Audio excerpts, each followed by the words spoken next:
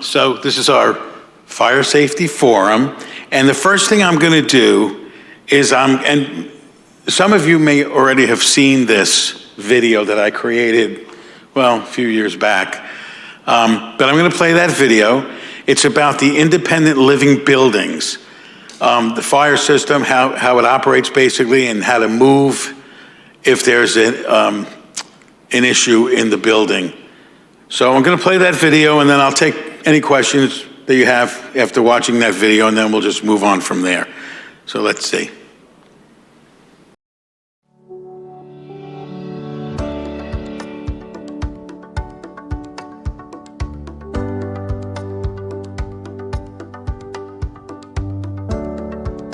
Hello, my name is Sal Gaetano, Director of Plant Operations here at Meadow Ridge. Today, we'll be going over independent living apartment resident fire procedures. Our buildings are equipped with multiple fire alarm and fire suppression systems. Smoke detectors and water sprinklers are located in your apartment and throughout the entire community. The image to the left is a smoke detector. These devices, as the name states, will detect smoke and initiate the fire alarm system. The image to the right is a sprinkler head. Sprinkler heads are covered by a special cap that when heated will dislodge and allow the sprinkler to activate. A quick response fire sprinkler can output roughly 24 gallons of water per minute. We also have what's called beam detectors. These detectors are located in the atrium, the auditorium, and the main dining room. An unseen beam is emitted from one side of the room to a receiver on the other side of the room. Smoke that passes through the beam will activate the fire alarm system. Never assume that an alarm that is sounding is a false alarm. Always take the necessary action. This could save your life. This is a typical floor plan of an independent living building. Each independent building, for all intents and purposes, are two separate buildings, divided by a cross-corridor fire door at the center of the long hallway. They are designated as the A side of the building and the B side of the building. These fire doors are held open by a magnetic device. When an alarm is initiated, these devices release the doors, enabling the doors to close. When these doors close, they reveal a large letter that further assists the resident to know what side of the building they're on. You can also see this at all elevators. Because each independent building consists of an A and a B side, the fire alarm systems are also separated. So if there's a fire reported on the A side of the building, only the A side alarm will activate. And if there's a fire reported on the B side of the building, only the B side alarm will activate. When an alarm activates, a recorded voice will announce throughout the building how you should move. If the A side alarm is sounding, you will hear this announcement. There has been a fire reported on the A side of the building. Please move to the B side of the building. Leave your apartment, making sure you shut your apartment door, and move through the fire doors to the B side of the building. If the B side alarm is sounding, you will hear this announcement. There has been a fire reported on the B side of the building. Please move to the A side of the building. Leave your apartment, making sure you shut your apartment door and move through the fire doors to the A side of the building. If for some reason you cannot walk to the other side of the building, you may go to any of the stairwell landings. All stairwells are areas of refuge and have a 2-hour fire rating. You will be safe there until the fire department arrives.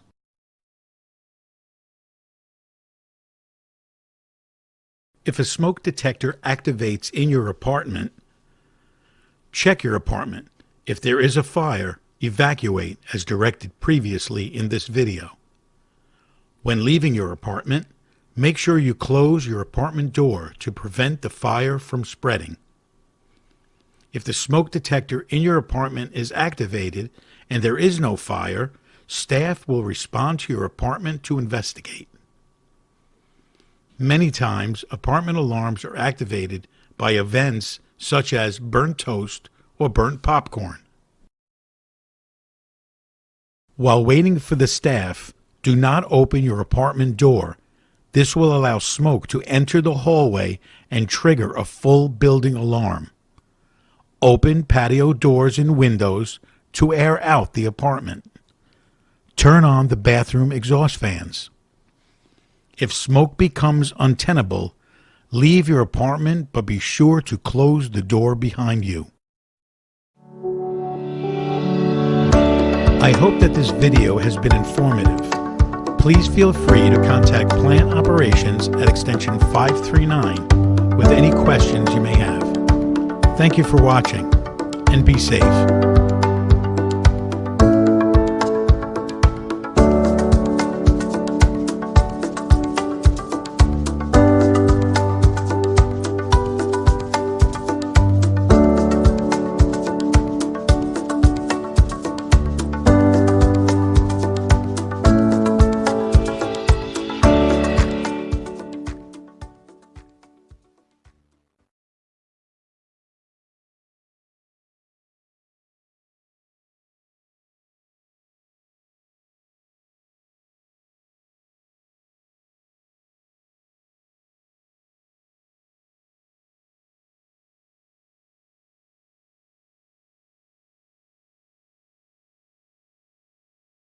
We'll continue here. Okay, so just, you need to know that Meadow Ridge is built under a Type 2 construction. It's incredibly safe, the building here and how it's built. It's all types of construction is in non-combustible materials like steel or concrete. It's characterized by having non-combustible walls, floors, and structural framework. So your apartment, the entire community, is built on slab concrete. Everything, there's no wood. All of inside of the walls everywhere is all steel. It's all steel frame and concrete. So it's built under what they call a Type 2 construction. So that makes it incredibly safe. And also your apartments, each apartment is compartmentalized. So every apartment has a 2-hour rating inside the apartment. Now, I really can't say this, and the fire marshal heard me, he'd get a little angry at me. But you're safe in your apartment for 2 hours. If you couldn't leave your apartment, or if you couldn't get to a stairwell because of, for whatever reason, you'd be safe in your apartment. Okay, but I can't tell you to defend in place because it's not a defend in place area. It's an evacuation. Okay? And that's why we take such care when we do work in apartments, if we put any kind of ceiling lighting in. So you're basically in a firebox, well, the opposite of a firebox, where you're extremely safe in there. It's sealed. It's a sealed compartment. And anytime, if we had to change a light, say you wanted a ceiling light, they would install the ceiling light on top of that light. There'd be something called a fire blanket that goes over that light. It's totally fireproof, your apartment. Okay? So I just want to bring out how safe we all are here at Meadow Ridge. It's really incredible. Again, I've been here for I don't even know anymore, roughly 24 years, I think. And I'm always amazed on how safe we are here. It's really incredible how all the systems work and operate. So again, Type 2 construction, concrete, slabs, metal framework, the fire alarm system. So our community has well over 8,000 pieces of fire alarm related devices. All of our devices, everything, and there's well over 8,000 pieces of equipment. Everything self-tests 7 days a week, 24 hours a day, 365 days a year. All day long, 24/7, it's constantly going around and checking each device, every smoke head, every annunciator panel, everything. It checks everything all the time. If there's the slightest issue, if something loses a bit of sensitivity, like a smoke head, we know about it. I get it on my cell phone. Security gets it on their cell phones. We get it on a fire computer in the security office. If we don't react to that, it escalates, and then the assistant executive director gets it, and then Chris gets it. And we never want Chris to get it.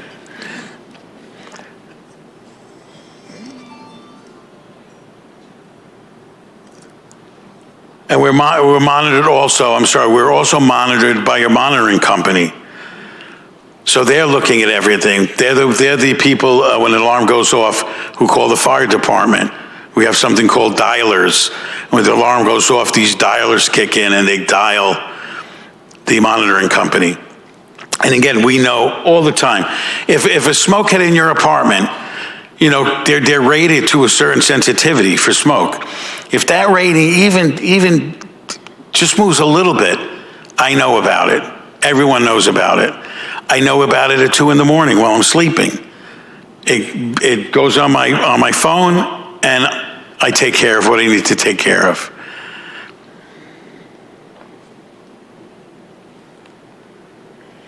The fire sprinkler system. In your apartment, I'm sure you know, when you look up at the ceiling, you see these little round discs. Those are sprinklers, and those are sprinkler caps that cover the sprinkler. If you look everywhere at Meadow Ridge, they're everywhere. They're in your closet. They're just, it's just the amount of sprinklers we have. And it's not like in the movies either. When one sprinkler goes off, they don't all go off. As you've witnessed when we had a sprinkler break right here in Spruce in the community building. They output an incredible amount of water. We're under an NFPA 13 standard. Everything is calculated, every area. I know in the video it said it can output 24 gallons of water a minute, but we have heads here that can output 40 gallons of water a minute. It depends where they are and the hazard areas. If it's a more a hazardous area, they output more. It's all calculated. When we do any work in the apartments, if we have to move a sprinkler head, the fire marshal has to come in, we do calculations to make sure that the head is right, and it's going to output the amount of water you need to take care of that area. This happens all the time when we have to do work like this. And I would say that we also have fire pumps. Fire pumps are in the IL buildings, only the IL buildings. The fire pumps needed to be installed in these buildings because per code, if the buildings are over or 4 stories or over, there needs to be a fire pump. But if if there was, God forbid, ever a fire, and the fire pumps failed, say for some reason they failed, it would not matter at all. We have the pressure, the water pressure in our building is so much, about 100 pounds, a little under that this fire sprinklers would work anyway. It doesn't need those fire pumps. If we took them out, it would make no difference. In the community building, in Ridgecrest and in Harbor, there are no fire pumps because it's only 2 levels. So the only reason they had to be put in was because of code. 4 stories or higher need fire pumps. I would say that if there was ever something, you better have a rowboat than a fire extinguisher, because it's going to output so much water. The fire, I'm not even concerned. There would have to be some devastating occurrence to happen, God forbid a plane coming down or something really, really major, for us to lose the fire systems. That's how incredible it is.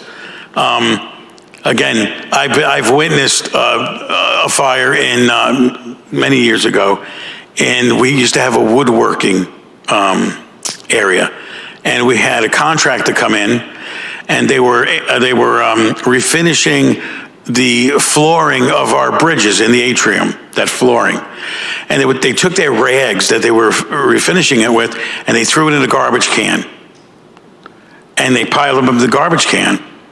The middle of the night, they self-ignited, and there was a fire in that can. Pretty big, a lot of smoke, but the fire sprinkler put it out within seconds, really. The big issue was the water damage. Again, this happened next to the shop. I don't know if you're familiar with what a shop is, but the elevator pit filled up with water. That's how much water came out of the sprinklers. You get a lot of water damage. That's what we dealt with afterwards. But the fire, it was just a non-issue, basically. The fire sprinklers put it out really instantly. It was, so again, I'm just trying to stress how safe you are really here at Meadow Ridge. It's incredible, really. System inspections. So contractor inspections. We have contractors that come in and inspect all of our systems. They do a quarterly sprinkler system inspection, annual full function alarm device testing. You probably know a lot of them came into your apartments to check even inside your apartments, your smoke heads. I believe they did a full function test recently, and the sprinkler people came in and did a visual to make sure the caps are on and everything is okay. They just take a look at that. The annual fire extinguisher performance testing, biannual testing of the kitchen Ansel system. So that's a whole different fire suppression system in our kitchens. The fire marshal does an annual inspection for all buildings. He goes everywhere, believe me, everywhere, and looks at everything, and I get a report. And believe it or not, the report is always pretty decent, because we do a good job here making sure everything is as it should be. And the few things that he finds, we repair, take care of immediately. And he knows that, because I've been working with Joe for all my 3-4 years, whatever it is. He knows that if he finds something and tells me, it's taken care of, always. That's what I'm here for, to make sure you all are safe and everything is working the way it should. Plant operations, we do in-house inspections. We do monthly fire extinguisher inspections every month. We do monthly kitchen Ansel inspections, the fire suppression system. We check all of the piping and all of that. We do that. We do a daily fire panel visual inspection. We look at all our fire panels, make sure that nothing's in error, there's no troubles, everything is good. And we do weekly fire sprinkler control valve visual inspections. If you go down the stairwells in independent living, there are these cabinets. You've probably seen them. Inside those cabinets and outside, there are sprinkler valves, big sprinkler valves. We make sure that everything is good. We do that on a weekly basis. So between the contractors and plant operations, we're checking this constantly. On top of doing about 500 work tickets a month and counting. When and how to move in the event of a fire alarm.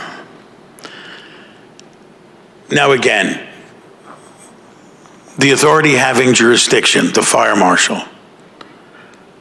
The policy, and Meadow Ridge's policy, is to evacuate. We can't defend in place. But with that being said, we're not going to grab you by your arm and force you to leave the building or force you to leave the dining room. we're saying you should evacuate, you need to evacuate. That's what the fire marshal wants. That's our policy here. But we're not going to move people. The only time we'll move somebody if they're in immediate danger of fire. We have an acronym that all of our staff study under and go to classes on. And the acronym is RACE, R-A-C-E. And that's rescue, alarm, contain, extinguish, or evacuate. If you're in immediate danger, if you're in the dining room and you're having your dinner and you decided not to leave, but there's a fire right there, well, then I'm going to easily grab your arm and remove you from the fire. So we will rescue if rescue needs to happen. But we're not going to move you physically. If you're in the dining room, say for instance, and the atrium goes off, and you decide to stay in the dining room, we're not going to come in there and force you out of the dining room. That's on you. Just to make that clear.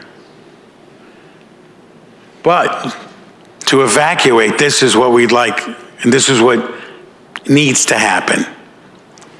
With all that being said, if you're in, say, I don't know if you all can see this very clearly. So this is looking down at the atrium. This is the first floor of the atrium.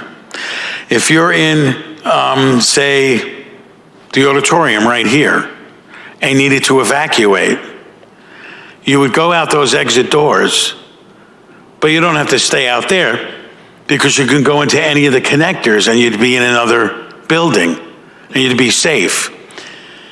And I don't want to get too convoluted here. You wouldn't even need your key or your fob. If you didn't have your keys and your fobs on you right now, and God forbid something happened and you had to leave this area through the exit doors and the alarms are going off and you needed to get into the building, those doors would open. They would be open. Okay, and the reason why they'd be open, and I might be giving you lots of information, we have something called a smoke evac system for the atrium. And what that does is if there's an alarm, that smoke evac comes on.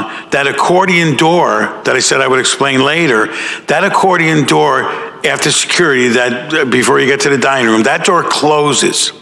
And the reason why it closes is because the smoke evac system turns on, and when that smoke evac system turns on, the connector doors to each building open automatically because the smoke evac system pulls air from those doors up into the atrium, and it allows this system to create a 6-foot clear, smoke-free environment. If you're on the second floor of the atrium and there's lots of smoke, it's going to pull the smoke up so you'll have clearance 6 feet from the floor to move and get into a stairwell so that's what the smoke evac system does. So with that being said, these doors are going to be open. When the fire alarm goes off at the community building, the doors are going to be open, so you don't need your key, you don't need your fob. And if you leave the exit, you just go and walk to any of the connectors right there or over here. And then you're in another building and you're safe. But again, nobody's going to come in here and push you guys out the door unless it's an immediate danger. You're in immediate danger. Okay? Again, it's not defendant place. I can't say that. All right? But if you choose to stay here, again, that's on you. Okay? So again, and it's showing all the different areas. If you're in the pool, you would leave the exit in the pool and you can go right around and there's a connector right there. That door would be open. You can go right into that building. And you'd be safe there because that's after the smoke doors. The same with the auditorium and other areas. The front, the main entrance, same thing. You can leave and go right into another building through the connected doors. Okay, and just another thing, you see these, you saw in the video they were talking about beams and smoke beams. If you look up here, the little black box, I don't know, I can't see it. There's a little black box up here and across the way. That's the beam. The beam shoots straight across here. We have it in the dining room and in the auditorium. Auditorium and the atrium.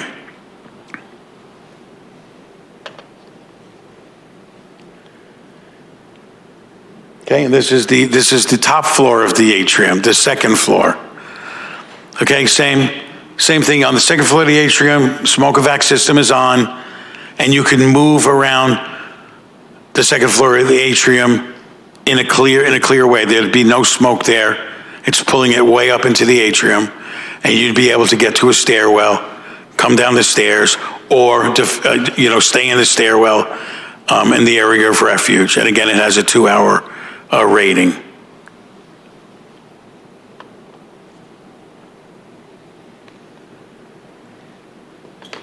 If you're in the dining room, and the community building alarm goes off, that accordion door is going to close. And again, you'd leave the dining room. You can go to the left towards assisted living. And if it's clear, you can go to assisted living. And again, you'd be in the Spruce building, you'd be safe. If you couldn't go there, if you see smoke and you can't go that way, then you would leave. You would leave the exits, the dining room exits there on the top. Okay, and that would take you out to the front of the community. And you can go right into Laurel if you had to, right into the Laurel building, which is right there. Again, doors would be open.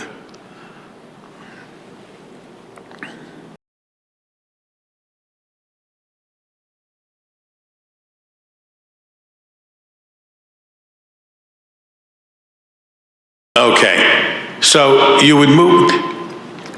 It's basically called a staged evacuation.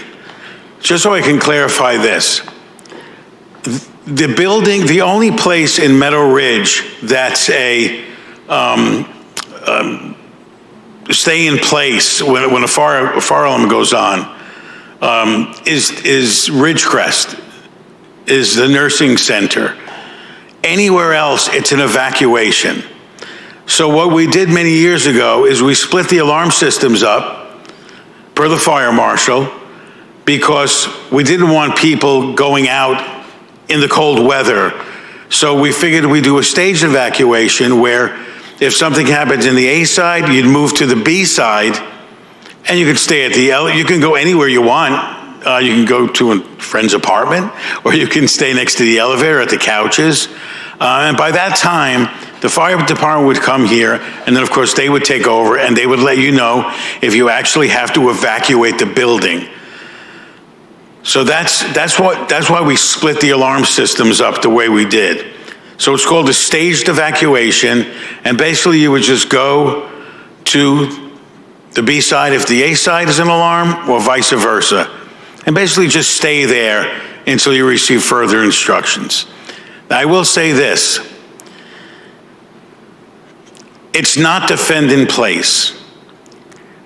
According to the fire marshal, you have to leave your apartments and move to the other building.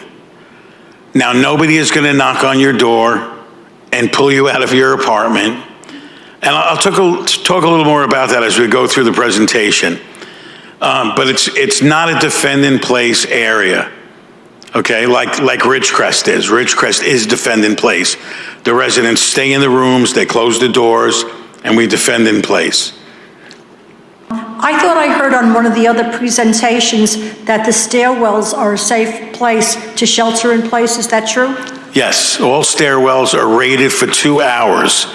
So if for some reason you can't get, like the video said, if you can't get for some reason to the A side or to the B side when there's an alarm, you can go to a stairwell and you're safe there. It's a 2-hour rated area. So you can be there for 2 hours and you'd be safe. By that time, the fire department's here. I mean, they're literally right down the block. Well, I'll just keep going, but yes, you're safe in those areas of refuge. Yes. If the weather is not terribly cold outside, should we go outside instead of waiting in the area? Once you, again, if something happens on the B side of the building, let's say, and you have to move to the A side, as the announcement would say, you move to the A side of the building, you can do whatever you want. You can leave the building, you can go to a friend's apartment. In Spruce, the B side of Spruce is, because it's assisted living now, you can go there and then go to the community from there. So once you go to the other side of the building, you know, whether it's the A side or the B side, however you had to move, you're free to do whatever you'd like. You're out of harm's way, and you can do what you want. You can't go back to the A side if that's what the incident is, but from the B side or from the A side, again, depending, you can go anywhere you want. If something happens on the B side and you move to the A side of the building, you can go out to the atrium, you can, you know, go anywhere you like. But you cannot go directly out from the B side to the outside. Well, yes, you can. If, again, you can do whatever you'd like. If No, I mean, on the side of the fire, you cannot just... Oh, instead of going to... Well, the elevators aren't going to work. But the staircase is working. I mean, it's there. Yeah, the elevators aren't going to work, and that's really not... We'd rather you move to the other side. Now, if you want to take the stairs, if you're on the 4th floor saying you want to take the stairs down, you know, and go out of that exit, you know, I don't see there being a problem. If the area is not smoke filled, but we'd rather you do what the video says. That way you can move, say something happens on the A side, you can move to the B side and then go down to the 1st floor and leave the building. Was when the fire alarm went off the last couple of times in this past month, we have heard nothing from our apartment, which is adjacent to the atrium area and so on. And it was just concerned, no flashing lights, no horns, no announcements, absolutely nothing. Are you saying that when the fire alarm went off, there were no strobes going off in the building? No, there weren't. And the only way we found out, I happened to walk outside our apartment, and security was out there, and they said, you need to evacuate. This is during the electrical outage. They said, you need to evacuate, go to the main front doors, and go outside. And when we had a power outage? Yes. Okay, that's different. When we have a power outage, we lose power, it goes on battery power, so there might be an issue with the battery power. The alarm system goes on battery power. There might be an issue with that they need to look into. I didn't know that. Well, I will say this also, the time before that the alarm went off, similar situation, there was no power outage, but the alarm went off, we heard nothing in our apartment at all. And so that's a matter of... So in the, where are you, what building are you in? In Maple A, 2113. Okay, let me look into that, because I'm not sure why you didn't. You have strobes in your apartment. We do, but they might not be horn strobes.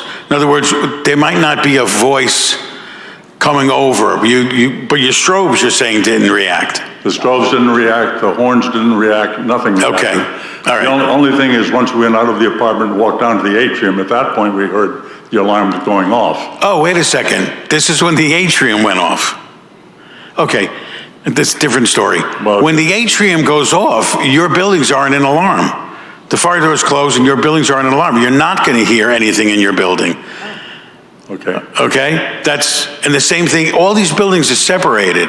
Each building has their own alarm system. You know, with their own fire alarm panel, I should say, that report to a main panel. If something happens in Laurel, where the fire alarm is going off in Laurel, no one else is going to hear that alarm. It's not going to go off in, you know, the community building, Spruce, you know, any of the other buildings. It's only your building that's going to go off. That's why you didn't hear it. You may have heard it in the distance because the community building was going off. Okay. So you wouldn't hear that. Yeah, because... Elevators working and not working?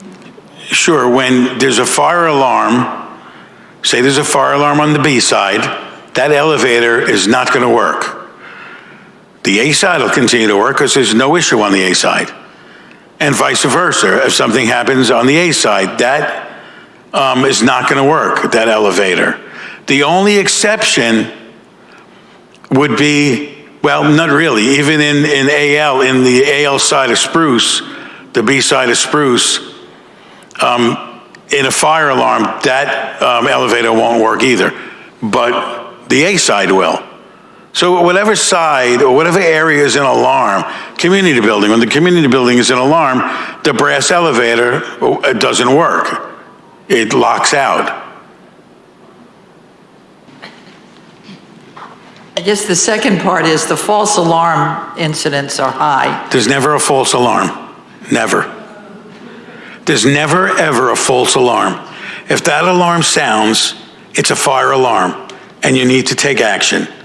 The only time it becomes a false alarm is after the fire department is here, we figure out why it went off, whether it was a fire or something else. And then after that, we can say it was a false alarm. But there's never a false alarm when the alarm is sounding.